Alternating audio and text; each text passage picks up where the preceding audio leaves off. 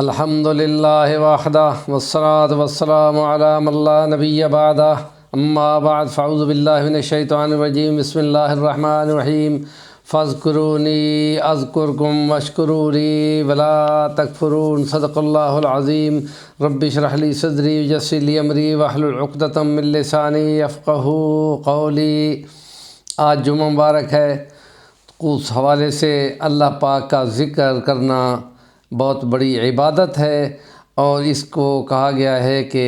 جو اللہ کو یاد کرتا ہے اللہ پاک اپنے پاس سے بہت بڑی محفل میں اس کو یاد کرتا ہے، تو اس کے لیے نبی پاک صلی اللہ علیہ وسلم کی مشکوٰۃ شریف کی ایک حدیث کا حوالہ دینا ہے کہ جس کو اگر 11 بار پڑھا جائے تو اس کا ثواب کئی لاکھ تک جاتا ہے، اور ایک دو لائن کا ایک جملہ ہے، وہ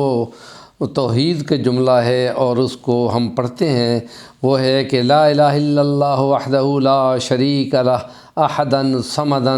لم یلد ولم یولد ولم یکن لہ کفوا احد۔ اور بکھرے موتی صفحہ 18 نے بھی اس کو ذکر کیا ہے۔ اس کو فجر کی نماز کے بعد خاص طور پہ اور عصر کی نماز کے بعد ضرور 11 بار ضرور پڑھنا چاہیے۔ نیکی کی بات کا ابلاغ نیکی ہے، اور جو اس کو آگے بیان کرتا ہے، نبی پاک نے فرمایا کہ وہ